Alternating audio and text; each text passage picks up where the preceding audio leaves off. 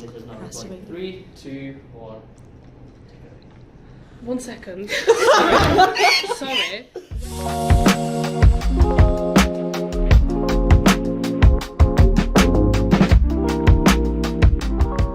Hello, I'm Lucy and I teach philosophy, ethics and religion here at Nelson and Colne College. Today I'm here with a group of students who all study A Levels within Social Sciences and Humanities, and I'm going to ask them to introduce themselves to you now. My name's Ben. I do geography, business and sociology. I'm Ella. I do sociology, psychology and philosophy, ethics and religion. I'm Emily. I do English literature, history and politics. Hi, I'm Liv. I do English literature, ancient history and art. Thank you very much for introducing yourself. So my first question that I want to ask to you is, what was your motivating factor in choosing to study the A-levels that you have done? Ben, please, I'll start with you. Yeah. Well, geography and business I had like a passion for. Like, it was something that, I don't know, it just seemed like I would enjoy it. And then originally I did pick maths in my first year, but I sort of picked it for like a sort of challenge. But then in this year I've gone and switched to sociology in a year and I'm loving it. It's a really good topic. Glad you made the switch. I am as well. Lovely. Emily, can I ask you, please? Well, I wanted to understand my subjects better, considering what I'd done at GCSE. And I already had a large passion for history and English. And then for politics, I felt very like I didn't have enough knowledge of how the world works, and I think I wanted to understand and be able to explain to people how politics actually affects people, and the importance of voting and things like that, and also how that affects history and English, because they're a lot of the context with either history or the context of when a book was written is very influenced by politics, and I think I wanted to understand how the politics worked with that, if that makes sense. Were you worried about taking politics because it's not something you had sort of much prior knowledge in? Yeah, I was worried, but I kind of already knew and had been told that politics and history went very well together, and they do, because we do civil rights in both, and in history we also do the prime ministers from Churchill to Margaret Thatcher and Blair. So I think for case studies as well, it's not a massive jump. And actually the essay structure is I'd say it was less difficult to adjust to politics than it was the essay structure in history, actually. Lovely, so you can see the crossover between the subjects and how that's helped. Lovely. Ella, can I come to you next, please? Yeah, so I think philosophy and religion was a real push from RE at school. I really enjoyed it and I was really good at it. And also, I think it was really important to me because I think a lot of people think you have to be religious to kind of take the subject, but that's not the case at all. And I think there's people from loads of different backgrounds who come and do it, and it's really interesting to talk to everybody about their different views and sometimes it helps to not actually you can have this perspective from outside and also taking other people's views. And then psychology and sociology were both things that I didn't do at GCSE, but I knew I'd be really interested in, just kind of seeing how the world works, and I think I kind of knew I wanted to take them from doing my GCSEs anyway. Lovely, thank you very much. Last but not least, Liv. So I chose my A-levels purely off of enjoyment and my passions, because I knew going into A-levels that if I didn't enjoy what I was doing, I wouldn't enjoy my education. So picking English was a no-brainer because I love reading. Ancient history, I had my own interest in that, and I kind of wanted to branch away from history like I'd done at GCSE. It's actually quite similar, but I find it more interesting, no offence to the historians, because just that kind of wider knowledge of the ancient world is just so unique. And I don't think a lot of people have that, and so overall I just basically just chose my A-levels off of enjoyment and interest. Do you think it's made such a positive impact that you do it because you enjoy it, you therefore are more intended to work for it as well? Yeah, I definitely, because I came out of GCSEs and my science and humanities were fairly matched. I could have gone into either, but I knew if I went into science I wouldn't have enjoyed it, and I couldn't see myself in a future in science, whereas while I'm not 100% on my future in the humanities, I know that that's my interest and I know that I can branch out from there, and that's something I want to explore. Lovely, thank you very much. So next thing that I want to have a chat with you about is sort of looking at what skills that you have learned that's going to help you sort of in your futures, because if you were going to go on to obviously further study, go to university, what would you say you've done here at college that would help you with that? And if you want to come in on that one. Yeah. So I think predominantly all my subjects are essay based, which is a really good kind of precursor to university, which is obviously a lot of essays. And also, like, I've had the opportunity to do an EPQ, which, as well as building those essay skills, it's kind of allowed me to branch out into what I find interesting, because obviously some of the A-level courses don't cover everything. So, can I ask what you've done your EPQ on? Yeah, so I did it on if the developments in technology are making society less safe for children. So I really wanted to focus on things like people using social media a lot more, whether things to do with like online spaces are becoming a lot more dangerous, than they were when technology wasn't as advanced as it is now.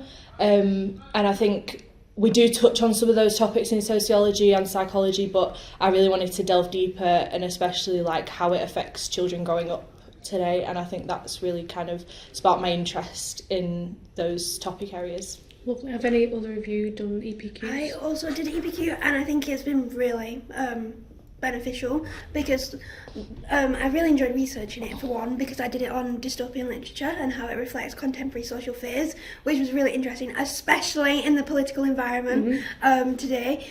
But also it was very useful because I learned how to reference, which, and every university thing I've been to, they've been like, and the first thing you do is we teach you how to reference. So I think that'll be really useful.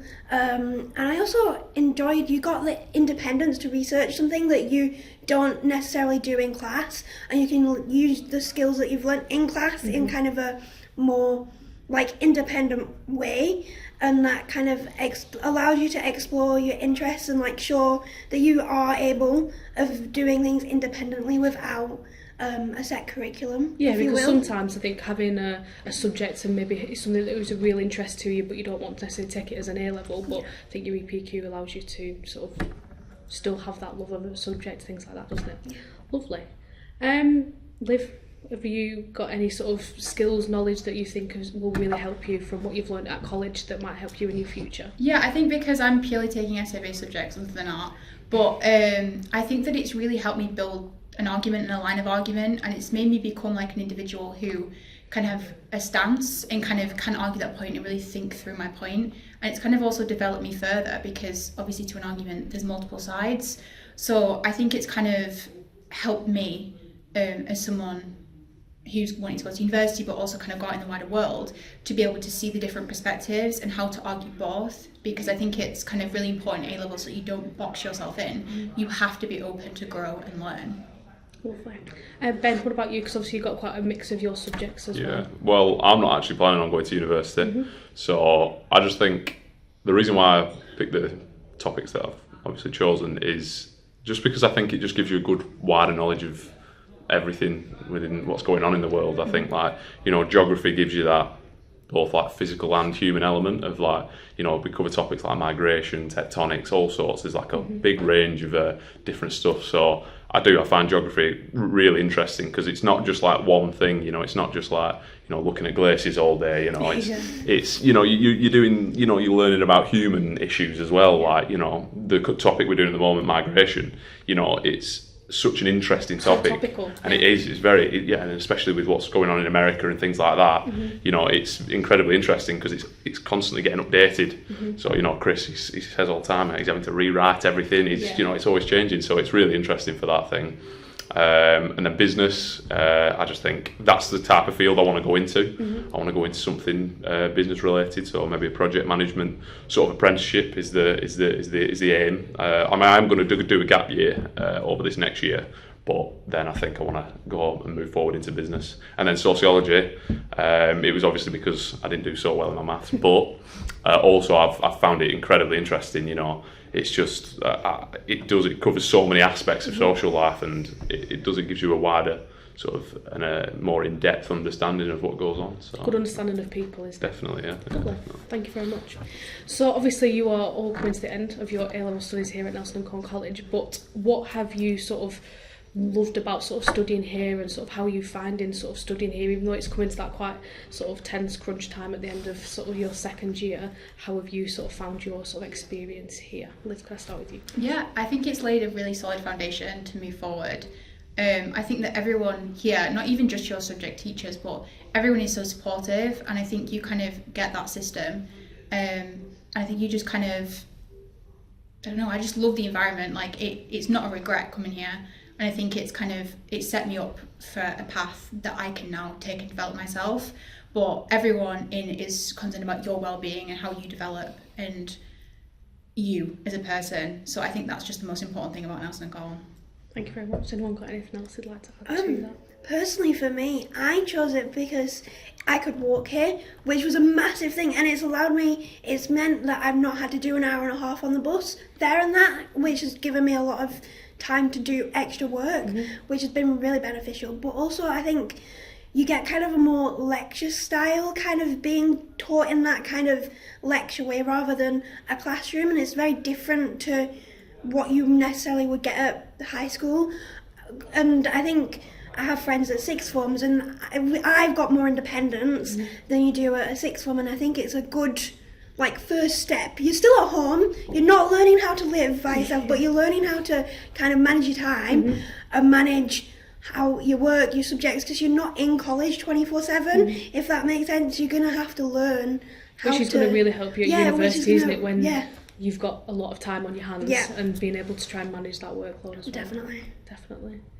Anyone else got anything to add for that one? I think it's like a really, because I think coming from high school or secondary school and then to college feels like quite a big jump after your GCSEs, but I think Nelson the college is really focused on allowing people to make those mistakes, and you come and you're not expected to know everything or even anything. You're not pressured to do anything other than enjoy your subjects, and I think they really focus on that kind of enjoyment of your learning first, and then you focus on your grades. And I think that really is really important, because I don't think there's any point in doing it if you're not loving what you're doing.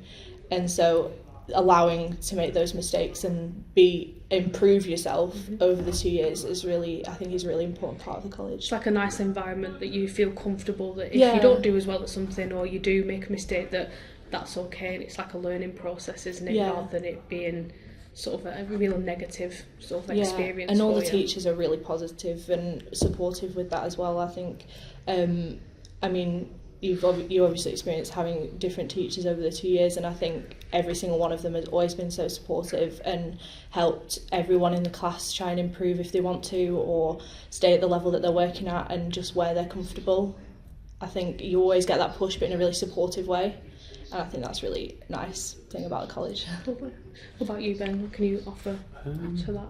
I think we've covered all the bases That's there. absolutely fine. That's absolutely fair. I think that is fair. Freedom and stuff. You've got your time to do and it teaches you responsibility as well. Whereas if you go to a sixth form, it's a lot more structured. How would you feel about, because obviously you're quite unique on this panel in terms of doing a subject in a year, so how do you feel that you've been sort of helped and supported with that subject in a year from your tutor's perspective? Yeah, definitely. No complaints. The two tutors that I've had have been brilliant. They've provided that support, and it's almost easier than some of my other A-levels, because you're learning that content alongside. Yeah, so the things that you're applying. Yeah, so you learn you learn a lot in a small space of time, but it's all in your memory then, it's all there. Yeah. So it's the way that it's structured, and the way that, obviously, you're doing double the lessons, so some people aren't cut out for that, but I think doing it in a year, definitely, no regrets. Good, because sometimes it can feel like the thought of it might seem quite overwhelming, but if the sort of structure is there, then it works, doesn't it? Yeah. Lovely. So my next question is, what do you think about your tutors and your teachers that you've got? how have they kind of shaped your experiences? How have they sort of helped you in terms of achieving what you want to achieve? So I know if you're wanting to go to university or sort of just in generally for your future, what have they done to help you? Can you offer sort of any kind of little secrets about your staff? Yeah, I think that they all give you a push. And I know that sounds scary because it's like, I know this has been mentioned before, but it sounds scary because it's like, oh my God, I'm going to kind of be going off into the deep end. But it's like, it's not. You're encouraged to aim higher and be higher. And my tutor, Paul, for English, I remember he comes to me and he goes, oh, you've done really amazing, but I know you want feedback and I know you want to improve. And he said, so I do feel bad doing this, but like, I've been so nitpicky, but that's what you need. And the fact that your teachers are able to do that and feel comfortable being nitpicky with you is something that I really prefer, because I'm a student who constantly learns off of feedback. So that's what I really like about my tutors. And I just think in general, like, they're kind of, from their perspective, they understand your abilities and what you're capable of, even if you don't realise it. So sometimes it kind of feels like, sometimes it kind of feels like, oh my God, I don't know. But in the long run, they have this kind of vision and they know, and it's kind of just like, in the end, it's all going to make sense. Like, you might be sitting in the lesson going, what the hell's going on?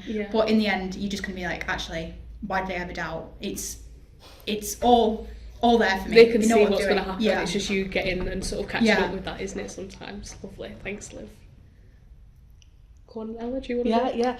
no, this is uncomfortable because I teach you, so you well, I was just going to have a whole spiel about you, Lucy. Well, but no, honestly, because obviously, like, you weren't always our teacher for philosophy, and you came in and we were all panicking because we thought, you know, there was some issues and we didn't have a teacher, and then we thought, oh my gosh, we've got a new teacher and what's going to happen. But I think you really helped us all just like realise that it's not, we don't need to panic, and we're going to get through it. And yes, I've done my job. Yeah. and I don't think any of us would be doing as well as we are without you. Thanks. I'm not sucking up, but but I think it's really important, and my other teachers are the same as well. I mean, psychology and sociology, it's constantly getting feedback, and you can always go and approach teachers, which I think is really great, because I think at high school the staff room's always been like a really scary place. It's like a sacred place. In the staff room, it's so hard. And but like, I mean, I'm constantly in the staff room talking to you or Em or Abby, and there's always people in there and chatting to people or doing practice questions or getting feedback, and I think it's really important that that's also places people feel safe to come and approach, because like you want to be able to talk to your teachers, and I think that's everyone is so friendly. And I mean, you can even talk to, if your teacher isn't available, you can talk to another sociology teacher and they're happy to help you, and everyone is just kind of so friendly, and I think it's really nice and adds to the whole learning experience. Lovely. What about you, Ben? Yeah, I think to build on that, like, I think all the tutors here, they treat you like an adult. You know, you're not a child. Whereas I think that's, you know, I had a lot of teachers like that at high school even, and I think it's just a better way of learning, because you know you have some teachers back at high school where, like, you know, you don't want to go to their class because they're just horrible, you know. But like, genuinely, speaking to an ex-secondary school teacher, and I can feel that. Yeah, exactly. No, but yeah, being at this college, you know, everyone treats you as equal with respect. So yeah, no, I think it just adds to the good learning environment. Definitely helps out. I think it also helps that you can speak to people who aren't necessarily your tutors. So I've been in the staff room before, and I've been having a chat with someone, and then like you'll also be speaking, and then it's just kind of like everyone helps. Because even if one tutor doesn't know something, another one might, and it kind of just becomes a kind of a big support group, and I think that's really useful. And like you said, you can go in that staff room. It's not this shut off, scary place. Like, it's an open invitation of, if you need anything, just come in. I think that's kind of the big distinction, is that you can actually go and speak and kind of approach your tutors in that way. Lovely, thank you. That's so nice, so nice. So my last question is, I would like a piece of advice from each of you. Not for me personally, but for students who are in year 11 now, who are currently about to sit their GCSEs in the next sort of few weeks' time, and then thinking, so it feels like a long time, and 8 thinking, weeks. 8 weeks. And thinking about wanting to come to Nelson and Colne College. So what would be your sort of piece of advice to them, maybe for their exams, and then what would be sort of like a lasting little piece of why they should choose to come here to sit their A-levels? Ben, I'm going to start with you first, please. That's fine. They've obviously probably picked their choices of A-levels now, but I'd say when it comes to actually picking your A-levels, definitely go with what you think you're going to find interesting. Don't make a mistake like me where, you know, you pick something for the challenge where, like, you know, you might be inspired by, because for me it was Mr. Hassan he was my maths teacher for all 5 years at Fishermore, and you know, he really inspired me to do maths, but obviously I wasn't very cut out for it. But anyway, yeah, I think definitely go with what your passions are. And you'll just find it, and it definitely helps out with revising as well. Like if you like the subject that you're doing, the revision is not Don't feel like a chore. Yeah, exactly. Don't feel like a chore. So yeah, definitely go with what, you know, your passions are and what you think you're going to find interesting. 100%, yeah. Thank you very much. Lovely piece of advice, Ella, please. This is going to sound really stupid because we're also approaching exams and I don't follow this advice myself, but don't sweat it. Don't be super stressed. I know it is stressful and exams always are, but I mean, the GCSEs felt like the end of the world to me. And then you completely forget about it over summer. You get to August, it's results day, and then you go to college and you never really think about it ever again. Yeah. I mean, obviously you need grades to get on certain subjects, but once they're done, they're done, Yeah. and you honestly won't think about them again. So, like Ben said, just do what you enjoy, and just get through them, because after this you won't have to do the majority of these subjects again. So this is the final push. Don't sweat it. I'm going to remind you of that in a few weeks' time. Lovely. Thank you very much. Whatever requirements you have, aim for that. Don't worry. Don't be like crying yourself to sleep at night thinking that you're not going to get 9s, because at the end of the day it doesn't matter. And everyone says, oh, if you get 9s it'll make the transition easier. No, it won't. Like, I didn't get any 9s, but so I can't speak exactly. But I don't think it's about the work you're going to put in. So don't worry that if your GCSEs aren't sparkling, because it'll be fine. And what else? If you don't like exams, genuinely, do consider different options. Don't just be like, oh, I have to do A-levels, I have to do science, I have to do whatever people are telling you to do. Do what you think you'll enjoy, because I was heavily pushed to do science because I was better at it at GCSE. I haven't done science and I really enjoy my subjects, and I think I'd be very unhappy if I was doing other ones because I was doing them to please other people. It's got what you want to do, isn't it? Yeah, if you enjoy the subject, it's going to be easier to struggle, if that makes sense. You're not going to enjoy it when it's hard, but it's going to be easier to deal with the fact that it's hard, if that makes sense. Very similar to kind of what Ben was saying. It's not like a chore then to have to go home and do a bit of homework or go and do some revision for it, because it's something that you enjoy. Whereas, for example, Ben, if you'd have carried on with your maths, it would have become that sort of maybe that bit of a chore. And that would have been a mistake. But humanities are better anyway. So. Yeah, absolutely. I mean, I'm not going to disagree with that, definitely. And then last, Liv. I'd say for my piece of advice for GCSE, especially exams, is it's so easy to get caught up in the now. It's so easy to think, I've got weeks of exams facing me, I don't think I can do it, I'm literally tearing my hair out.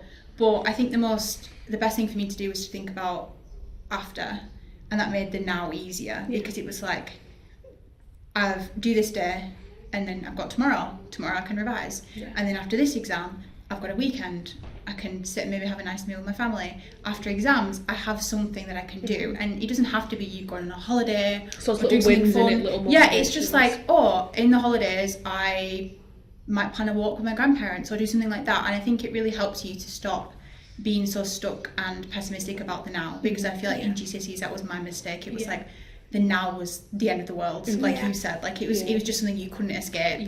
And I think definitely my advice for going into A-levels is to kind of really come in with that open mind. And I feel like that's so difficult, because you're like, what do you mean by an open mind? But it's like, you need to come in and be ready to learn. Like, you may have previous knowledge, but sometimes you just need to check it out, because you just need to be ready and prepared to kind of understand that sometimes there's things that you don't know, and that you should just kind of absorb new information. You should be open And I think that's the most important thing. And in universities, like, they always highlight growth mindset. That's all we want. Yeah. So you don't have to be the person with the most amount of knowledge in the room, because that's not important. Yeah. It's about you being ready to absorb information and then from that process and develop. So I think that's like a piece of advice for any subject, is just like, you may come in believing like, I know everything, but at the end of the day, it's like, that's not important. So It's about the effort you put in. yeah. Like, it's not, if you don't get the best GCSE in the room and you're in that subject, it really doesn't matter. Yeah. It's about the effort you're willing to put in, and like, it's fine. You can make up the difference, and you can ask for help. It's your work ethic, isn't Yeah. it, that's sort of as well, because, you know, it's that there is a jump, isn't there, from GCSE to Yeah. A levels, which I'm sure all of you will have felt, and I think it's sort of if you're willing to put the effort in and work hard for it, then you get the result at the end of it. I think don't you? people put a lot of pressure on the content and things, but I know specifically our English teacher, he speaks constantly about the fact that half the time it's not the content that matters, but the skills. Definitely, and I think that's what you need to kind of take away from your A level, is, or even GCSEs, that you've got skills from that. It doesn't matter whether you remember what happened in biology or what English quote you used. It's about the fact that you've started to answer exam questions and develop your arguments and kind of understand what you're saying and why, and kind of that's going to help you even in a job, because they're going to want you to argue why you deserve this place, maybe even argue a business proposal, or just argue like anything, honestly. So I think that's the most important thing, is coming away with the skills. Yeah. Definitely, to build on that thing about like your GCSE grades don't particularly matter when you get into A levels, is like, for example, geography was one of my poorest grades at GCSE, whereas now, like, I'm loving it. You know what I mean? So I don't let your grades bring you down. Yeah. Because like, you think that you're And if your worse than passion you is are. there for a subject as well, it's Exactly. worth it, isn't it, to sort of Yeah. fight through. I feel like in A levels your passion it shows in your grade a lot more than it does in GCSE, because it's the passion that makes you go back to your teacher's tasks and will help. It's the passion that kind of drives you forward. It's the thing that's kind of driving you to want to do well in it, isn't it? And sort of, it's kind of like prove the passion. Whereas I feel like in isn't it? GCSE you had so many subjects, but in A levels you can actually just sit down and focus and think, I know I'm struggling in, I don't know, English, but I'm interested in English, so I want to go and ask, and I have the time to go and ask, and I have the time outside of college to sit down and look over and kind of build. So I think that's the most important thing about it. Because I think it's that difference, isn't it, from GCSE of kind of like dipping your toes into a subject, and, you know, if you think about what you might have done at English, for example, at GCSE to what you've done at A level, you've gone from dipping your toes into really like fully plunging yourself into it, haven't you? Because, you know, for example, something like history, you know, you might look at, you know, let's look at Nazi Germany, because that's what everyone does at GCSE history. There's so many other parts to it, and I think as well, it's, if you've got that passion, you've got that interest, you're going to want to go and work for it, find out as much as you can, and prove that at the end of it as well. Wider reading's super important in A levels, so I think that's kind of a thing as well for GCSE students, is if you've kind of already got an inkling of your subjects, maybe even just read a book or watch a podcast or video, because I think that just kind of helps you kind of really feel more comfortable in your subject, because that's what they kind of want you to do in A levels. It's not just about, again, the content, it's about the skills of you going out and investigating and looking and watching and coming back and being like, oh, I found this really interesting idea, because the A-level spec for my subjects are actually quite flexible. So for ancient history, I can put someone in that is not on the spec, but it might get me more marks because they're more impressed. And I think that's really the difference, is that it's not a set spec. You can kind of put your own knowledge in. Oh, 100%. The same for business, because business, there's like actual exam questions that are based on business as a whole. You know, it's not just what you learn in the spec, it's like random stuff that you can bring in, like I just know random knowledge that I just try and whiz in there and it gets the marks, you know. because it's showing that wider kind of contextual understanding of the business world, doesn't it? Which is, and it's all about like the application of what you know. So it's flexible, and I'm saying wider reading is definitely good. I think that's something that we're trying to sort of push for applicants this year who are coming in September to, you know, like we're as staff sharing, you know, what's the best kind of podcasts to listen to or books to read or even TV programmes I do to think watch. staff do quite, like, tutors do try and put in a lot of the wider stuff, because I know, again, I'm going back to English, but I love it. So, but I think that you kind of start to have kind of a wider understanding, because your tutors they've most likely got degrees in their subjects, and if not, they've done a lot of research into it, so they can kind of give you a lot of knowledge. Like sometimes we sat in ancient history and I'm like, Matt, do you know who said this? And he's like, oh, I think it was this person, let me go and get this random book that I have from this random sale that I found it in, and he's like, oh, there you are. So I think your his tutors, bookshelf full of and so your tutors kind of have that kind of bank, and it's kind of like as soon as you tap into it, then it just becomes the most useful thing you can ever use. Also, at GCSE, I'm dyslexic, so I was heavily penalised for my spelling and my grammar, and don't let that put you off Humanities A-levels, because I think it's 25% of your mark in English GCSE and other subjects, I think it was history as well, is at GCSE, it's capped, and it's all really annoying and frustrating. At A-level, for me, in fact, I think there's hardly any. I don't think there is any. There isn't any. Yeah. As long as it's legible and your handwriting, they can read your handwriting, it's fine. You're not capped. And I think don't let your spelling, your grammar, let you put you off essay subjects, because actually I don't lose marks where I was losing marks for my spelling, my grammar at GCSE, whereas actually I'm not at A-level, and I think that's something that you That's really good that it's not held you back. Yeah, though, you shouldn't let spelling put you off essay subjects, because it's fine and you can at the end work of the day, on it's it. not the end of the world if you No. can't spell I a just word. feel like as well, like in A-levels, especially essay-based subjects, they care more about what you're saying than how you spell it, because Definitely. it's a more sophisticated kind of thing. GCSE, they're looking at your spelling, they're looking at how well you can It's the say skills things. that they have to have for them. But now in isn't it? A-levels, it's like a skill of what you can communicate and what you have learned, not necessarily can you spell this really long, complicated word. And it's like you've got it. You're in exam conditions. You're going to spell something wrong. Panic is going to get to you. But at the end of the day, that doesn't matter. As long as we know what the word means. Yeah. You're not you know, capped. we're happy. Yeah. So Oh, I'm really pleased that it's not sort of stopped you from doing your humanities subjects. No, it's good, because I think for a lot of people it can, like you say, maybe might start to feel quite overwhelmed at the thought of doing quite essay-based subjects. So that's really good that it's not held you back. It's quite funny because we do English, but we've got no marking on spelling. Yeah. We care, so That's good in a way, because it's like you say, it doesn't hold you back, does it? Lovely. Thank you very much. Has anyone got any final pieces of wisdom that they would like to share about your wonderful 2 years here? You're making us sound like wise old Go men. to sleep. That's Get sleep. Yeah. Get sleep. Just go to bed at 9 o'clock. It's fine. You'll appreciate it in the long run. Wait Yeah, till you're all you really planning, will. and you'll appreciate it. Well, thank you all four of you very much. It's been really insightful to see what your experience of college has been like over the last 2 years, and I really appreciate your time for that today. thank you. Thank you very much.